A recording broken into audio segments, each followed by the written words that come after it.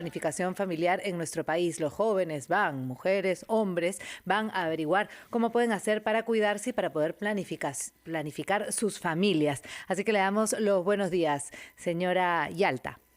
Muy buenos días con ustedes. Es un gusto para mí poder conversar sobre la importancia de la planificación familiar y los embarazos deseados. Bien, quería comenzar yo la pregunta alrededor de cómo es que usted ve a las personas que se acercan justamente a Impares a tener todos estos consejos que les pueden dar. ¿Son mujeres jóvenes, hombres jóvenes, son ya personas que han conformado una familia y justamente necesitan el consejo para planificarla? ¿Cómo son? Sí, mire, de acuerdo a los usuarios que vienen a diario, en su gran mayoría son adolescentes o están conformadas en una edad de 18 a 24 años en su gran mayoría. Entonces, de acuerdo a ello, nosotros, siendo la planificación familiar un derecho que tiene la pareja de decidir, ¿no?, de manera libre el número de hijos que quiere tener y el espaciamiento entre los mismos de manera informada, cuando ellos acuden a la institución, se les brinda la información necesaria sobre los métodos anticonceptivos que actualmente tenemos.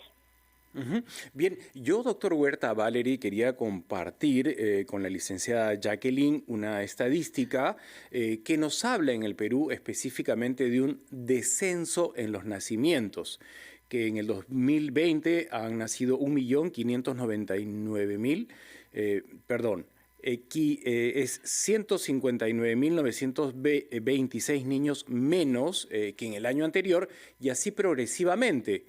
No sé si esto es producto de una planificación familiar, producto de la pandemia, producto de qué, pero en todo caso, usted como especialista percibe que el tema de planificar una familia, de planificar un embarazo deseado, ¿ha mejorado? ¿Se condice con esta estadística que hemos visto compartir en todos los medios?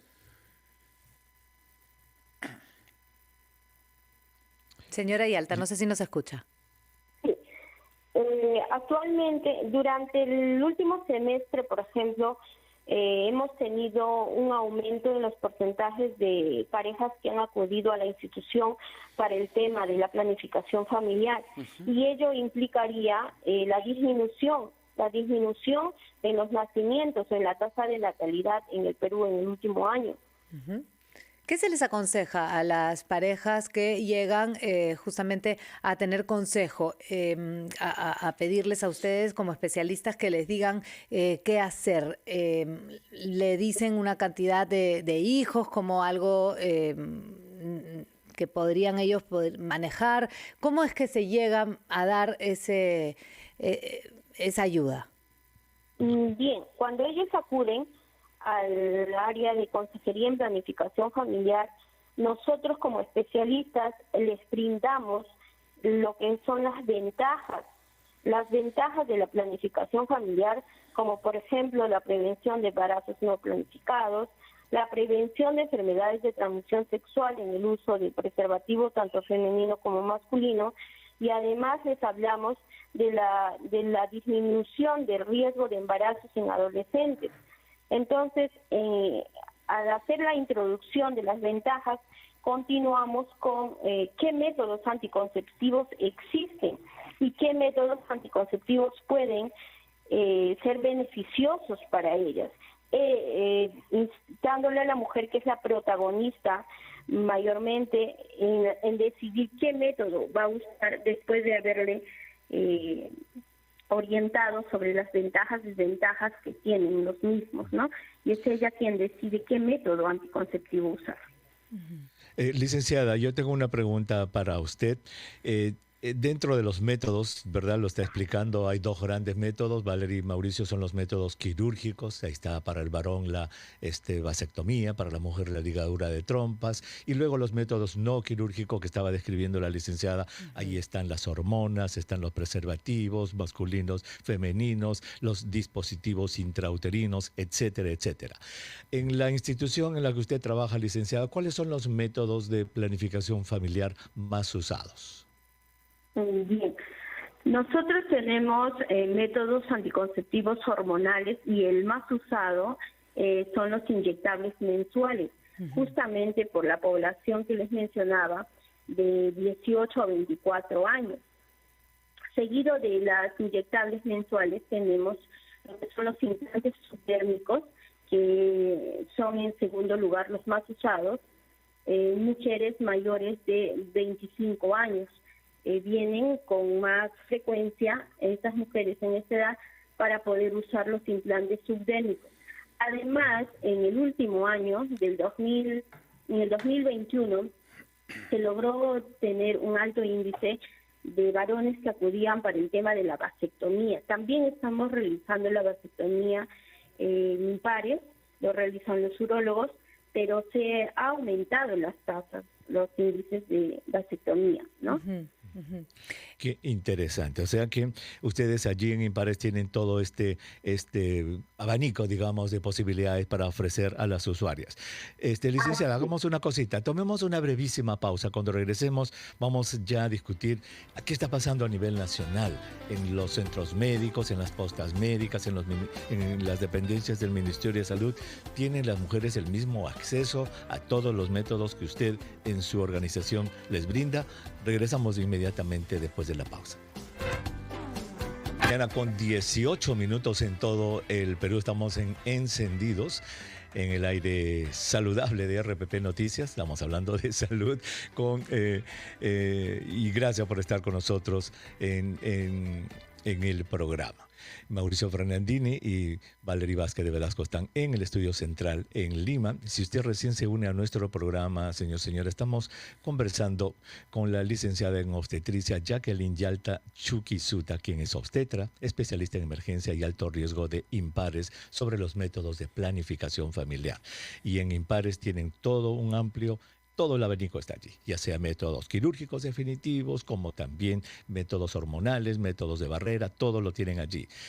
¿Cómo ve usted la situación a nivel nacional, licenciada? ¿Le preocupa? ¿Hay acceso o no hay acceso? Si una mujer quiere ir a una de nuestras oyentes en Chachapoyas, en Ayaviri, ¿tiene acceso a estos métodos? ¿Cómo está el acceso a nivel nacional de los métodos de planificación familiar? Bien, a nivel nacional, a nivel de lo que es el Ministerio de Salud, no se cuenta con todos los métodos anticonceptivos, mayormente en los primeros niveles de atención, llámese centros de salud, postas, ¿no? Entonces es ahí, por ejemplo, donde a veces acuden las adolescentes y no hay áreas diferenciadas y hay cierto rechazo del profesional de salud de hablar con los adolescentes sobre el tema de planificación familiar.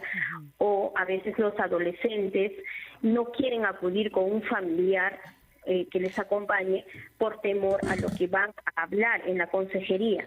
Entonces es ahí donde hay las limitantes para poder captar a esa población vulnerable y evitar o por lo menos disminuir así los embarazos no deseados. ¿Y por qué sucede esto, licenciada? ¿Por qué no están llegando estos métodos, que no están capacitando al personal? ¿Qué está pasando? ¿Cuál es el problema? Bueno, yo creo que no se está llegando, por ejemplo, en los centros de salud más alejados, le cuento como experiencia que yo trabajé en salud hace años y no teníamos el implante subdérmico en una posta. Yo trabajé en una posta y las usuarias acudían por el implante subdérmico, que actualmente es el método más efectivo en cuanto a hormonas. Entonces, como no teníamos que derivarlas a la institución de mayor capacidad resolutiva, ya sería un 1-3, un hospital, en los cuales sí les podían colocar. Y entonces las mujeres no iban por el acceso geográfico, porque no tenían para el pasaje para trasladarse de su centro hacia el hospital que estaba en otra ciudad. Y terminaban embarazadas.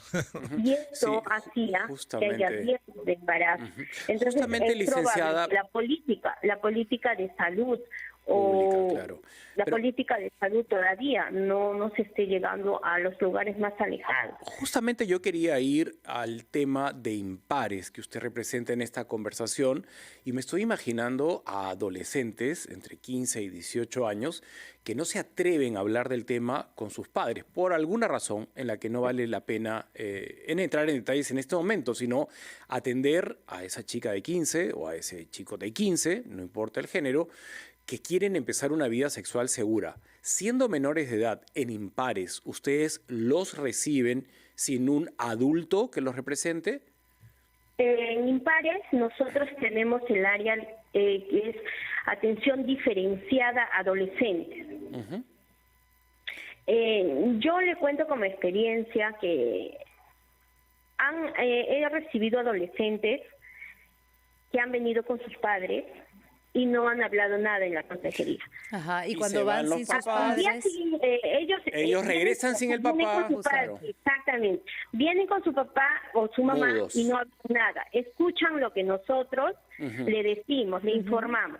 Pero vienen al día siguiente o a la siguiente semana y nos cuentan todo.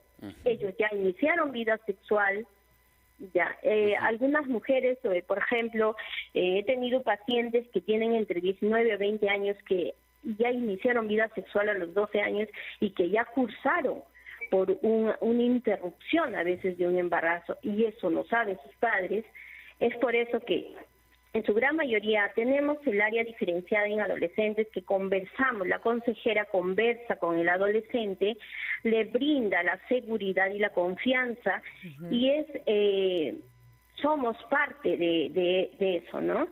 y en su experiencia, en lo que sucede, por ejemplo, en salud, en diferentes regiones de nuestro país, ¿cuál es la reacción cuando llega un adolescente justamente a averiguar cómo poder protegerse? ¿Qué recomendación se les da? Hay veces hay cierto rechazo. Hay cierto rechazo del propio personal de salud en no invitarles a pasar al área de consejería o al área de planificación familiar. Hay cierto rechazo. ¿Y es por Entonces, miedo a la reacción que puedan tener los padres si se enteran o es porque no hay justamente un plan de salud pública en ese sentido orientado hacia ellos? No. Por ejemplo, estamos ahorita con el tema de un obstetra en un colegio, que estamos esperando que se dé esa ley. ¿Para qué? Para que pueda haber un especialista en salud sexual y reproductiva en un colegio y pueda brindar las consejerías en métodos anticonceptivos, en planificación familiar. Y entonces este tabú de que no se debe hablar de sexualidad con los adolescentes se rompa por completo. Claro. Eso se está Sí, tratando pero de ahí, necesario. doctor Huerta, Valerie, usted ya entró en un tema de políticas públicas en el que también estamos comprometidos a abordar, porque es evidente que desde su experiencia, en la mayoría de casos, los adolescentes desvinculados de sus padres se desinhiben y dan el paso hacia una vida sexual segura. En todo caso, los padres que han ido han hecho como de inhibidores, de represores, ¿no? Y cada familia tiene una dinámica propia, pero yo quería ir al tema de la ley. Cuando va una adolescente de 16 años pidiendo ayuda ya desmarcada del papá, de la mamá, de la tía o del tutor, ¿cómo pueden proceder ustedes si es menor de edad para darle ayuda? Hay una ley de salud pública que los respalde, que los ampare, lo mismo en un colegio, si van a cuarto de media, los chicos son menores de edad, ¿cómo toman una decisión si son menores de edad? ¿Qué está estipulado en nuestra salud pública en cuanto a marco legal? Licenciada. No estamos, como le digo, está en proceso una ley en la cual vamos a implementar el área de salud sexual y reproductiva en un colegio, pero actualmente no está todavía, no está la ley. Pero si al Impares, por ejemplo, viene un adolescente de entre 15 a 18 años, digamos, sí se le atiende. Sí se le atiende en el área de... No se le exige la presencia de un mayor de edad. Digo porque muchos están escuchando y van a querer ir solos y una vez que llegan, de repente ustedes dicen, no, tienes que venir con un mayor de edad porque eres tú menor de edad. No es necesario. No, porque solamente es consejería. Correcto. Es consejería. Y en el caso de que vaya un ya. menor de edad, una menor de edad, adolescente, con un embarazo, ¿cómo es que proceden ustedes? No, si viene una menor de edad, ahí sí tiene que, embarazada ya, tiene que acudir con su tutor, con su madre, con su padre, y ya se le deriva para los controles prenatales al área de ginecología. Muy bien, entonces quería estar seguro de lo que nos ha dicho, licenciada, es de que las adolescentes que van a impares, ellas tienen toda la consejería, la educación necesaria, que es sumamente importante, pero por la ley no salen de allí con su anticonceptivo o con su implante dérmico. No, solo es consejería, las Claro. consejerías. Orientan mediante una conversación. Orientación y consejería claro, en lo que son planificación familiar. Y la verdad es que hemos abordado el tema con respeto, con comodidad, todos adultos, hay padres de familia en este grupo y no entendemos por qué desde el Congreso nos alejan más bien de una política, ¿no?, clara de educación sexual dentro de las aulas. Hemos visto casi una posición cerrada a hablar del tema y que cada familia tome la decisión, pero ahí está Impares haciendo una tarea, por ejemplo, y la propia licenciada dice que llega un momento que la ley la limita, ¿no? Y de eso deberíamos hablar porque la cantidad, doctor, de embarazos no deseados dentro de núcleos familiares, de adolescentes embarazadas por un tío, por un primo, son espeluznantes y hablar del tema nos va a llevar a tomar decisiones correctas. Negar de que eso no pasa no nos conduce a nada bueno. Si les parece, doctor Huerta, Mauricio y licenciada, vamos a abrir las líneas telefónicas para que después de esta breve pausa, vamos a escuchar los titulares de la media hora, nos puedan hacer sus consultas los padres de familia sobre estos temas. Por supuesto, las dudas que tengan sobre prevención y todo lo que tiene que ver con prevención familiar. 212-4100, 212-7165 y desde regiones el número gratuito 0813-140. Regresamos después de los titulares.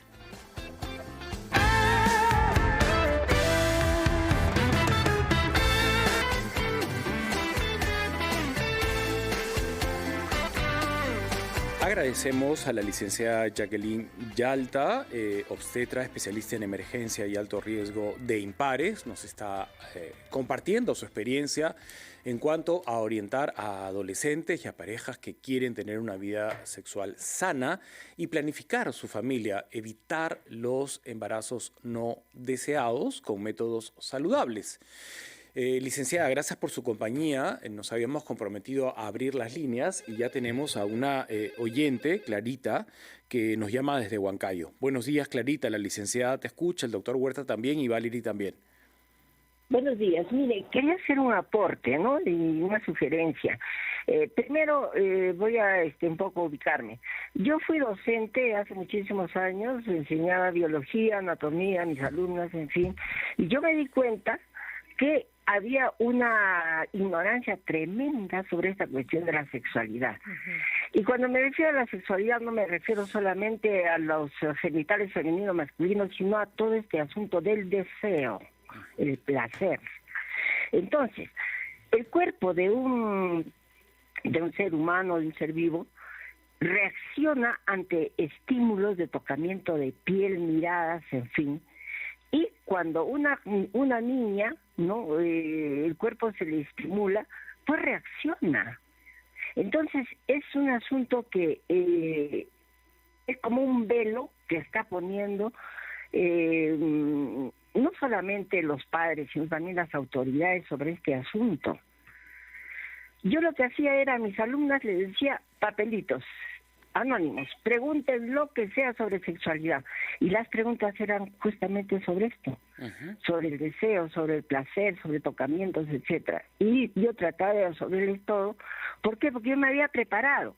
Lo que yo noto en este Impares es que ellas, amparándose en la cuestión de la ley, no están preparadas, ni los padres.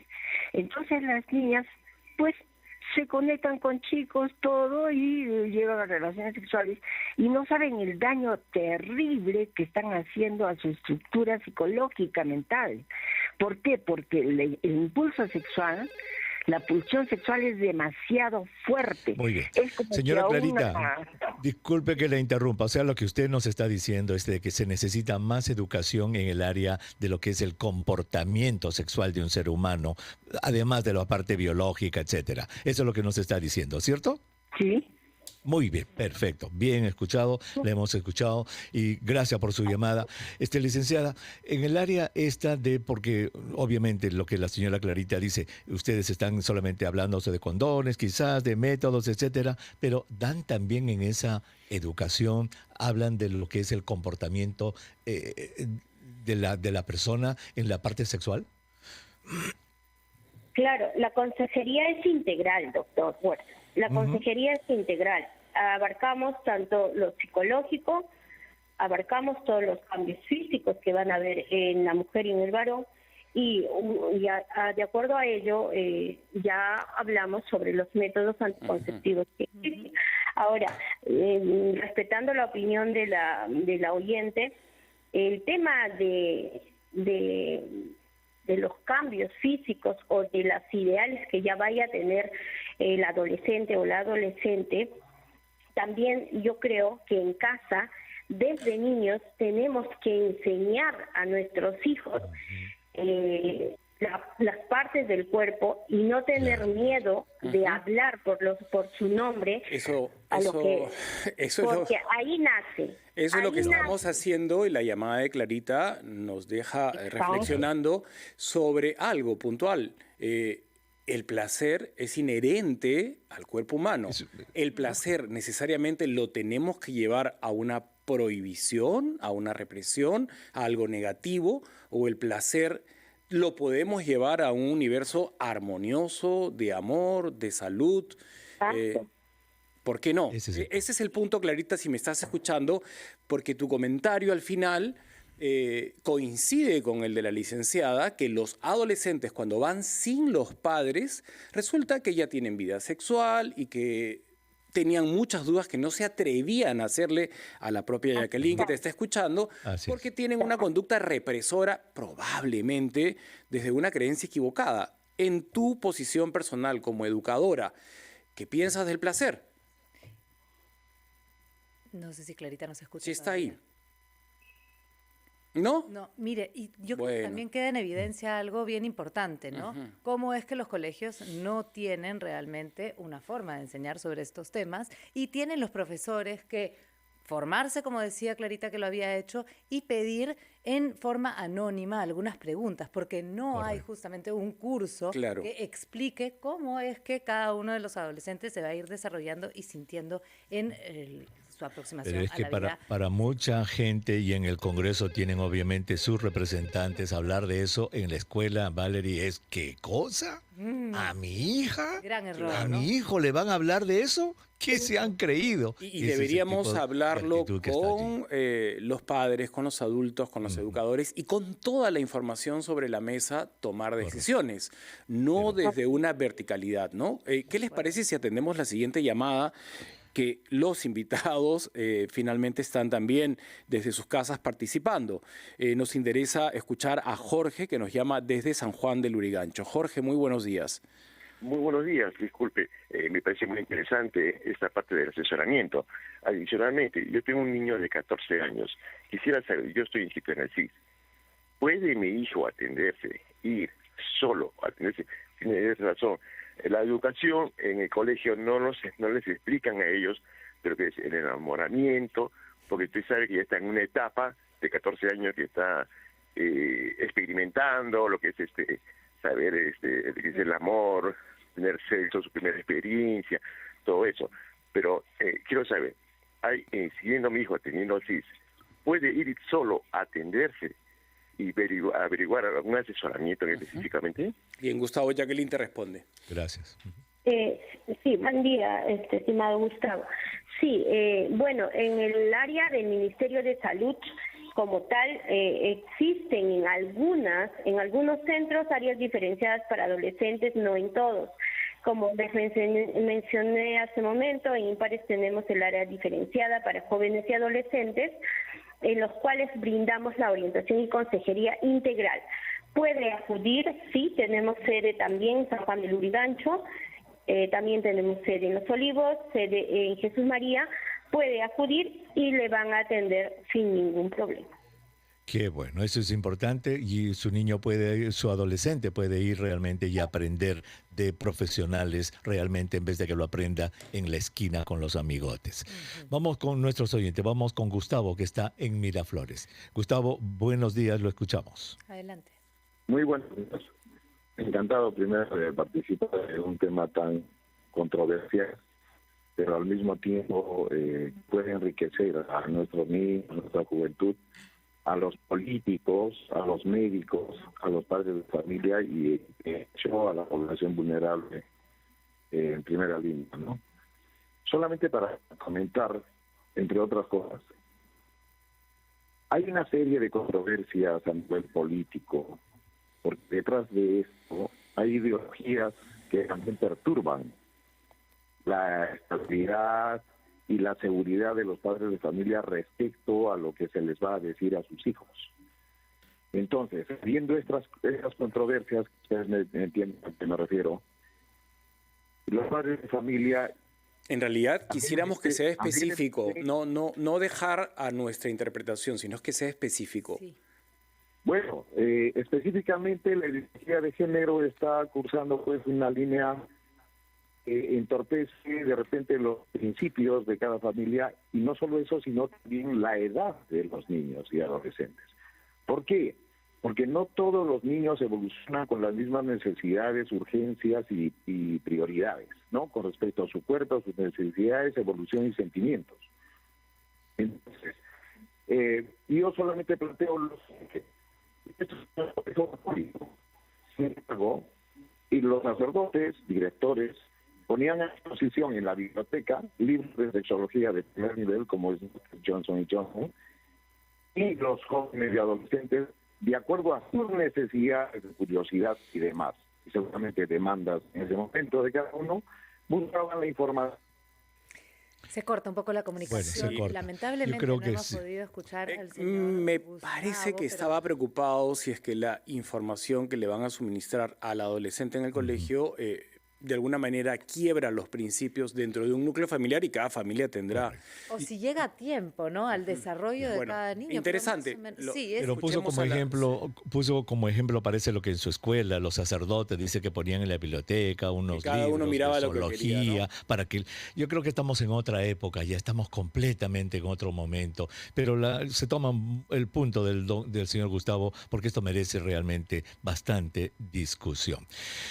Pues licenciada, muchísimas gracias de verdad por haber estado con nosotros. Usted nos ha ayudado muchísimo a entender a los padres de familia y la verdad es que gracias por todo lo que están haciendo por la educación en Impares. Gracias, licenciada. Muchísimas gracias a ustedes por la invitación. Gracias, licenciada. Muy bien.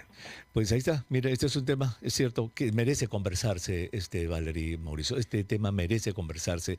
La sexualidad, si no, acordémonos nosotros, cuando teníamos 12, 13, 14 años, ¿dónde aprendimos la sexualidad?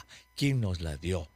Raramente pueden haber sido los padres. Esas cosas se aprenden en la esquina, en la calle. Allí se aprende y se aprende mal. Entonces, oponerse a una educación como esta realmente es contribuir a que esto se perpetúe, a que estas malas lecciones que se dan en la esquina, en las calles, se perpetúen y tengamos todos los problemas en vez de discutirlos realmente. Doctor, en los segundos que nos quedan, quisiéramos que nos adelante de qué va Espacio Vital esta tarde. Sí. Gracias, Mauricio. Pues hoy día, esta es la semana también de la lactancia materna y lo que vamos a averiguar, vamos a conversar realmente es cómo muchísimas compañías que fabrican leches maternizadas, leches en polvo, increíble, se meten a las salas de maternidad para poner sus productos y con esto desalentando la lactancia materna. Eso es lo que vamos a conversar y vamos a hablar el número 22, es el número de la salud hoy día, y en anatomía y el cuerpo humano vamos a hablar de las falanges. De las falanges, muy bien. Entonces, Interesante que todas las madres primerizas, las madres que tienen justamente la intención de darles de lactar a sus hijos, estén muy atentos y todos los demás, todos tenemos que estar, por supuesto, enterados de este tema. Muy bien, doctor, muchas gracias por acompañarnos. Chao, Valeria, hasta luego. Chao, Mauricio, hasta luego con todos. Hacemos una pausa en Encendidos, regresamos.